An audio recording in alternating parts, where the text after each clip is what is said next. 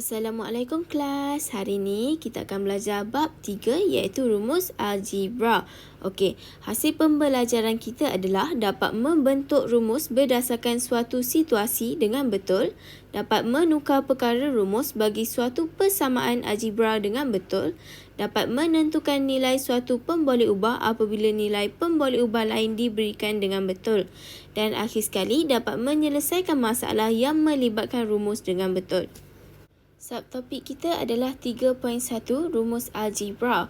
Ungkapan algebra ialah gabungan dua atau lebih sebutan algebra menggunakan operasi tambah, tolak, darab atau bahagi. Rumus algebra ialah ungkapan algebra yang ditulis dalam bentuk persamaan. 3.1.1 iaitu membentuk rumus. Contohnya, Suzy menjual dua jenis kek pada harga yang berlainan, di mana kek coklat dijual pada harga RM3 sepotong, manakala kek keju dijual pada harga 2 kali ganda harga kek coklat. Sempena pembukaan cawangan baru, dia memberikan diskaun sebanyak 10% untuk semua harga kek. Terbitkan rumus pengiraan harga jualan kek jika M potong kek coklat dan N potong kek keju berjaya dijual. Okey, dekat sebelah ni cikgu dah listkan kek coklat bersamaan dengan RM3, kek keju 2 kali ganda harga kek coklat dan diskaun sebanyak 10%.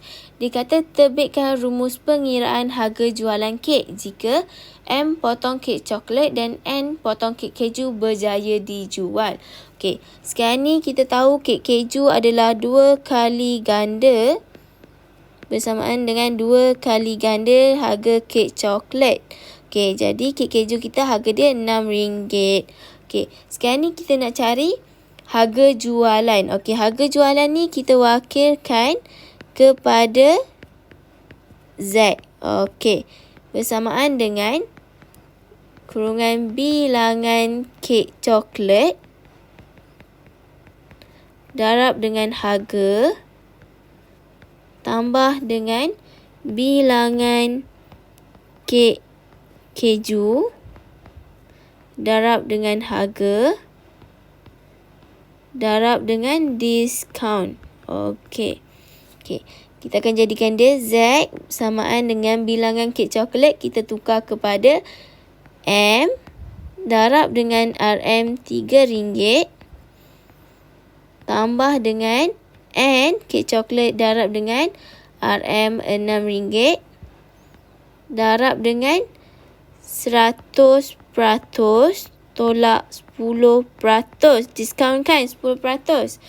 Okey, kita akan dapat RM Z bersamaan dengan RM3M tambah RM6N didarabkan dengan 90%. Okey. RM3M tambah RM6N. 90% ni dia akan jadi 0.9. Okey. 90 bahagi dengan 100 potong-potong 9 bagi 10 akan dapat 0.9. Okey. Jadi kita akan dapat, kita darabkan 0.9 ni dengan 3M. Okey. Jadi Z dia kita akan dapat 0.9 darab dengan 3M tambah dengan 6N. Okey, kita akan dapat Z bersamaan dengan 2.7M tambah 5.4N. Okey, jadi harga jualan kita akan dapat adalah 2.7M tambah 5.4N. Seterusnya adalah 3.1.2 iaitu menukar perkara rumus. Pemboleh ubah boleh diungkapkan menjadi perkara rumus suatu rumus algebra. Begitu juga perkara rumus boleh menjadi pemboleh ubah rumus algebra tersebut. Okey, contohnya perimeter P bagi sebuah segitiga sama kaki boleh diungkapkan dalam sebutan A dan B sebagai P bersamaan dengan A tambah 2B. Dan perkara rumus bagi persamaan di atas boleh ditukar seperti berikut, di mana ianya boleh ditukar menjadi A bersamaan dengan P tolak 2B dan boleh juga ditukar sebagai B bersamaan dengan P tolak A per 2. Seterusnya adalah contoh ungkapkan M sebagai perkara rumus. Okey, dia nak kita ungkapkan M ni sebagai perkara rumus. Okey, kita tukar dulu bentuk soalan dia. Q bersamaan dengan M tambah P. Kita tukar, dia akan jadi M tambah P bersamaan dengan Q. Okey, sekarang ni kita nak hilangkan P dekat M ni sebab kita nak jadikan M sebagai rumus. Okey, jadi kita akan jadikan dia macam ni. M tambah P tolak P bersamaan dengan Q tolak P. Okey, P tolak P dia akan jadi mansuh. Kita akan dapat M bersamaan dengan Q tolak P. Jadi jawapan akhir kita adalah M bersamaan Q tolak P. Okey, untuk yang kedua B, sekarang ni kita ada T bersamaan dengan M tolak N per negatif 3. Okey, sekarang ni kita tukar tempat dia dulu. M tolak N per negatif 3 bersamaan dengan T. Okey, kita nak hilangkan negatif 3. Jadi, M tolak N per negatif 3, kita darabkan dengan negatif 3. T ni pun didarabkan dengan negatif 3. Okey, negatif 3 dengan negatif 3 kita boleh mansuhkan. Dia akan jadi M tolak N bersamaan dengan negatif 3T. Okey, sekarang ni kita nak hilangkan N. Jadi, M tolak N kita tambahkan dengan N. Okey, negatif 3 ni pun kita akan tambahkan dengan N. Dan negatif N tambah N kita boleh mansuhkan. Dia akan jadi M bersamaan dengan negatif 3 tambah N. Jadi jawapan untuk ni adalah M bersamaan dengan negatif 3T tambah N. Okey, contoh yang seterusnya dia kata ungkapkan P sebagai perkara rumus. Okey, untuk soalan A dia kata Q bersamaan dengan P punca kuasa 2. Okey, kita tukar tempat dia dulu. P punca kuasa 2 bersamaan dengan Q. Kita tahu kalau punca kuasa 2 dia bersamaan dengan 1/2.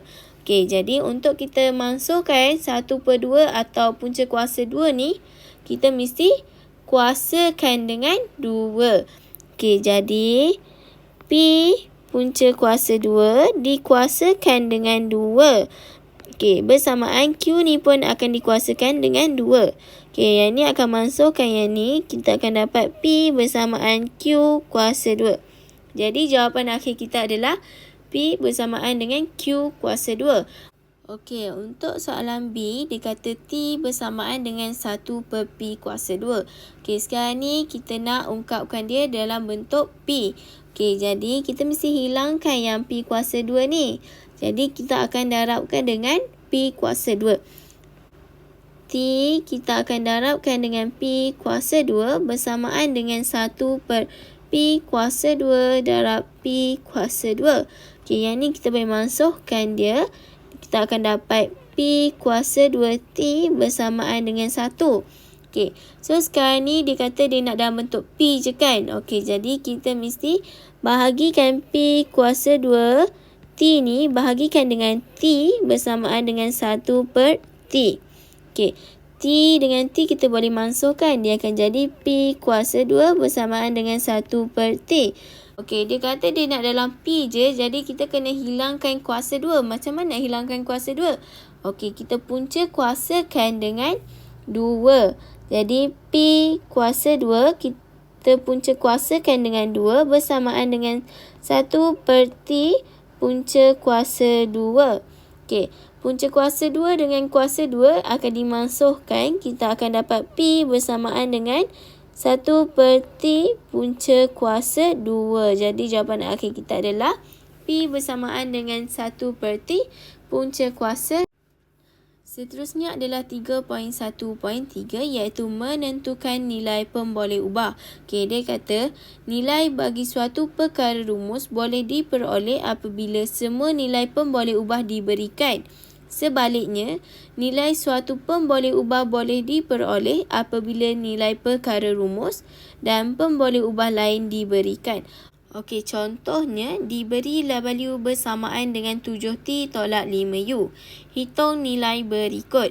Okey, dia kata nilai W apabila T bersamaan dengan 3 dan U bersamaan dengan negatif 2. Okey, sekarang ni dia bagi soalan dia adalah W bersamaan 7T tolak 5U. Okey, lepas tu dia kata T bersamaan dengan 3 dan U bersamaan dengan negatif 2. Jadi kita boleh gantikan T ni dengan 7 darab dengan 3. Tolak U ni kita gantikan dengan negatif 2. Okey, 7 darab dengan 3 kita akan dapat 21. Lepas tu negatif 5 darab dengan negatif 2 kita akan dapat 10. Bila negatif dengan negatif kita akan dapat positif. Jadi positif 10. Okey, jadi jawapan akhir kita dapat adalah 21 tambah 10 kita akan dapat 31. Jadi jawapan akhir kita adalah 31. Okey, contoh yang seterusnya, dia kata diberi M bersamaan dengan 1/4 kurungan P tolak Q kuasa 2. Hitung nilai Q jika diberi M bersamaan dengan 16 dan P bersamaan dengan 3.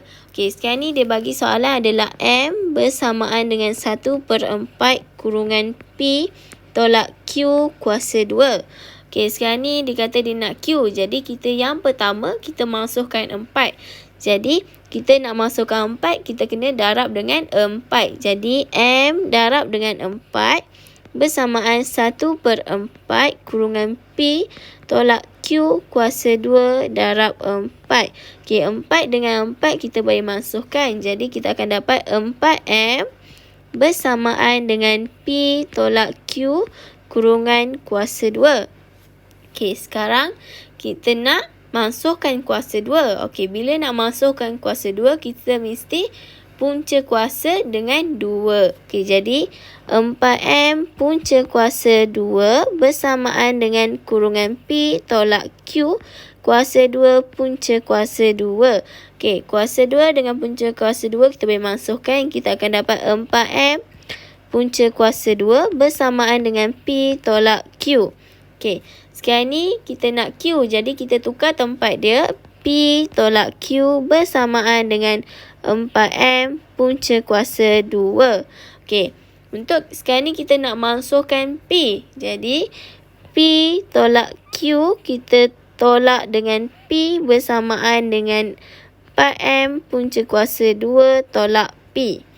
Okey, jadi P tolak P kita dapat masukkan dia. Dia akan jadi negatif Q bersamaan dengan 4M punca kuasa 2 tolak P. Okey, kita sambung kat sebelah. Okey, seterusnya kita nak masukkan negatif. Jadi kita mesti darabkan negatif Q darab dengan 1/-1. Okey, yang belah sini pun kita mesti darab 1/-1. Dia akan jadi 4M punca kuasa 2 tolak P. Okey. Okey. Dimasuk-masuk kita akan dapat Q bersamaan dengan negatif 4M punca kuasa 2 tambah P. Okey. Okey, kita tukar tempat dia. Q bersamaan dengan P tolak 4M punca kuasa 2. Okey, kita gantikan P dengan 3 dan M dengan 16. Jadi, dia akan jadi Q bersamaan dengan 3 tolak 4 darab dengan 16 punca kuasa 2. Okey, kita tahu 4 adalah bersamaan dengan 2 kuasa 2. 16 bersamaan dengan 4 kuasa 2. Okey, bila kita punca kuasakan dia, kita akan dapat 4. Ni masuk-masuk kita akan dapat 4. Ni masuk-masuk kita akan dapat 2. Okey, 2 kita darab 4 kita akan dapat 8. Jadi Q bersamaan dengan 3 tolak 8. Kita akan dapat Q bersamaan dengan negatif 5. Jadi jawapan akhir kita adalah Q bersamaan dengan negatif 5. Seterusnya adalah 3.1.4 iaitu penyelesaian masalah. Okey, dia kata harga seketul ayam goreng di kantin sekolah ialah 2 kali ganda harga sebungkus roti. Dengan wang sebanyak RM5, Azman membeli 2 bungkus roti dan seketul ayam. Baki pembelian tersebut ialah RM1 dan disimpan. Dikata jika Azman membawa RM12, berapa ketulkah ayam goreng yang dapat dibeli dengan jumlah bilangan roti yang sama? Okey, yang pertama kita mesti senaraikan dulu. Kita wakilkan harga untuk roti dengan ayam adalah X. Jadi, harga roti kita adalah bersamaan dengan RMX dan harga untuk seketul ayam adalah bersamaan dengan RM2X sebab dia 2 kali ganda roti. Okey, lepas tu dia kata diberi adalah RM5 untuk 2 roti dan 1 ayam. Okey, jadi kita ada RM2. Okey, kita tambah dengan RM2X untuk ayam, tambah dengan baki dia RM1 bersamaan dengan RM5. Okey, sekarang ni 2 darab X kita akan dapat RM2X tambah dengan RM2X tambah RM1 bersamaan dengan RM5. Okey, kita selesaikan, kita akan dapat RM4X tambah RM1 bersamaan dengan RM5. Okey. Okey, kita nak hilangkan RM1, dia akan jadi RM4X tambah dengan RM1 tolak RM1 bersamaan dengan RM5 tolak RM1. Okey, jadi RM4X bersamaan dengan RM4. Okey, jadi kita nak hilangkan RM4 ni, kita mesti bahagikan dengan RM4. Ni bahagikan dengan RM4, yang ni pun bahagikan dengan RM4. Okey. Okey, jadi kita akan dapat RM4 bagi dengan 4, masukkan 4 bagi 4, kita akan masukkan. Jadi X bersamaan dengan RM1. Okey, jadi roti adalah harga dia adalah RM1 dan ayam adalah RM2. Okay, sekarang ni dia kata Azman ada RM12. Okay, lepas tu dia beli roti. Sama juga dia beli 2 roti bersamaan dengan RM2. Lepas tu dia kata berapa ketul ayam yang dia boleh beli. So maknanya RM2 ni darab dengan Y. Kita wakilkan ketul ni Y. Okey, ayam yang dia boleh beli. Okey, jadi kita tambahkan 2 darab dengan RM1 untuk roti tambah dengan Y darab dengan RM2. Okey, bersamaan dengan RM12. Okey, kita ada 2 tambah dengan 2Y bersamaan dengan RM12. Okey, 2Y bersamaan 12 tolak 2. Kita alihkan 2 ni ke sebelah, dia akan jadi tolak.